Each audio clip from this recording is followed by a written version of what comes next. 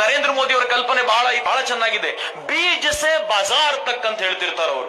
ಬೀಜದಿಂದ ಹಿಡಿದು ಬಾಜಾರ್ನವರೆಗೂ ನನ್ನ ರೈತ ಯಾರೆದುರುಗಡೆ ತಲೆ ತಗ್ಗಿಸುವಂತ ಆಗ್ಬಾರ್ದು ಅಂತ ಅವರು ಗುಜರಾತ್ ನಲ್ಲಿ ಸುಮಾರು 10 ವರ್ಷಗಳ ಅಧಿಕಾರ ಮಾಡಿದ್ರಲ್ಲ.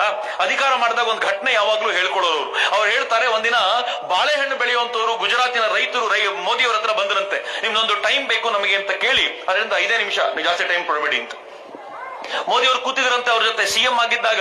ಏನು ಅಂತ ಕೇಳಿದ್ರೆ ಅವ್ರು ಹೇಳಿದ್ರಂತೆ, ನಾವು ಬಾಳೆಹಣ್ಣು ತಗೊಂಡು ಹೋಗುವಾಗ, ರೈತರ ಆಲೋಚನೆ ಮಾಡೋದು ಶೈಲಿ ಹೆಂಗಿರುತ್ತೆ ನೋಡಿ, ನಾವು ಬಾಳೆಹಣ್ಣು ತಗೊಂಡುವಾಗ ಈ ಗುಜರಾತಿನ ರಸ್ತೆಗಳು ಸ್ವಲ್ಪ ಹಾಳಾಗಿವೆಯಲ್ಲ, ಆ ರಸ್ತೆಗಳಲ್ಲಿ ಬಾಳೆಹಣ್ಣು ತಗೊಂಡು ಹೋಗುವಾಗ ಆ ಗಾಡಿಗಳು ಹೋಗುವಾಗ ಬಾಳೆಹಣ್ಣು ಹಾಳಾಗುತ್ತೆ, ನಮ್ಮೊಂದು 10-15% ಬಾಳೆಹಣ್ಣು ಹಾಳಾಗಿ ಹೋಗ್ಬಿಡುತ್ತೆ, ನೀವು ಒಳ್ಳೆ ರಸ್ತೆ ಮಾಡ್ಕೊಡಿ, ನಮ್ಗೆ ಅಷ್ಟನ್ನು ಉಳಿಸ್ತೀವಿ ನಾವು ಅಂತ.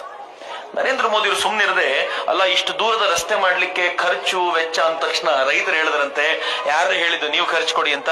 15% ಬಾಳೆಹಣ್ಣು ಏನು ಉಳ್ಕೊಳ್ಳುತ್ತೋ ಆ 15% ಬಾಳೆಹಣ್ಣು ಉಳ್ಕೊಂಡಿದ್ರಲ್ಲಿ ನಾವು ಸರ್ಕಾರಕ್ಕೆ ದುಡ್ಡು ಕೊಡ್ತೀವಿ, ನೀವು ನಿಮ್ಮ ರಸ್ತೆಯನ್ನು ಮಾಡ್ಕೊಳ್ಳಿ ಅಂತ ರೈತರು ಹೇಳಿದ್ರು ಅಂತ.